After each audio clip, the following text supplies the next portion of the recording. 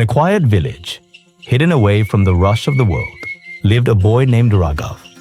He was sharp, brilliant even, dreams so big they could touch the sky. But behind those bright eyes was a secret war raging. You see, Raghav had a curse. His mind was his worst enemy. Whenever he tried to focus, whether it was studying, working, even speaking to someone, his thoughts would betray him. One moment he'd be solving equations, the next lost in a fantasy world, reliving old mistakes, fearing a future that hadn't even happened yet.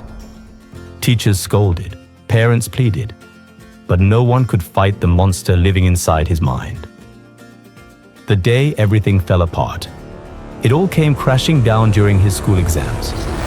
Raghav sat with his answer sheet in front of him, heart pounding, mind blank. He had studied. He knew the answers. But when the time came to write, he couldn't, because his mind had already run far, far away. By the time the results came out, Raghav had failed 2 subjects. Whispers spread. Teachers frowned. Friends pitied him. His parents? Their eyes spoke volumes. Fear, disappointment, heartbreak. That night, in the dim corner of his room, Raghav sat alone, staring at the walls, defeated, trapped inside a prison built by his own mind. Just when hope seemed lost, a hand rested gently on Raghav's shoulder. It was his grandfather, an old man with eyes that had seen the storms of life and survived. "What troubles you, Raghav?" he asked. Tears welled up as Raghav confessed, "Grandpa, I can't control my thoughts. They control me." The old man smiled, a smile full of mystery, and said, "Come with me." He led Raghav into the backyard under a sky full of stars. There stood a large empty pot. "Pour this," the grandfather said, handing him a cup of dirty water. Raghav poured it into the pot. The grandfather then gave him a jug of clean water. "Now, keep pouring until the dirt disappears." Raghav poured and poured. Slowly, the murky water cleared. "You see," said his grandfather, "your mind is like this pot.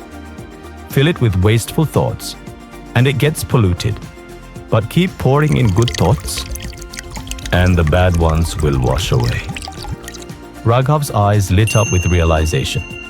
But there was still one question burning inside him. How do I replace bad thoughts with good ones? The grandfather chuckled and leaned in close. "Let me tell you a story.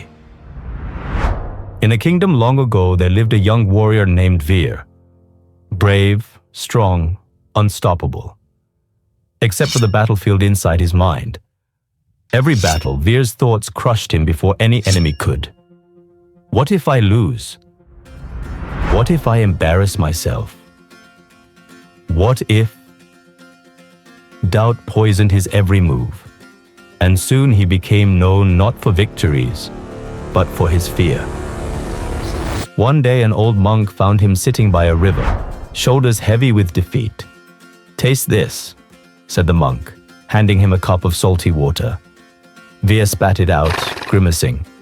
"Too salty," he said. Then the monk led him to a great lake. "Now drop the same salt here and drink." Veer obeyed. This time the water tasted pure. "The salt, the problems remain the same," said the monk. "But the size of your mind decides whether you suffer or overcome." Veer finally understood. He stopped shrinking his mind with fear. He grew it, with courage, with training, with belief. And soon he became the kingdom's greatest warrior. Back in the backyard, under the starlit sky, Raghav wiped his tears. "I need to make my mind vast," he whispered. "I need to pour good thoughts in and let the bad ones flow out." His grandfather nodded, his eyes twinkling. "Exactly. Master your mind, Raghav, or it will master you." That night, a new Raghav was born. Not the boy ruled by wandering thoughts, but the boy who chose his thoughts like a warrior choosing his weapons. The change wasn't easy. It demanded discipline, mindfulness, sacrifice. He meditated. He set strict routines. He replaced every wasteful thought with a focused, purposeful one. Slowly, his focus sharpened. His grades soared. His confidence grew. At his next exam, he didn't just pass, he topped the class. Years later, Raghav became one of the greatest scientists of his generation. People asked him for his secret. He would simply smile and say, "The mind is a pot. Fill it with clean water and no dirt can survive. The mind is a lake. Make it vast and no negativity will ever drown you."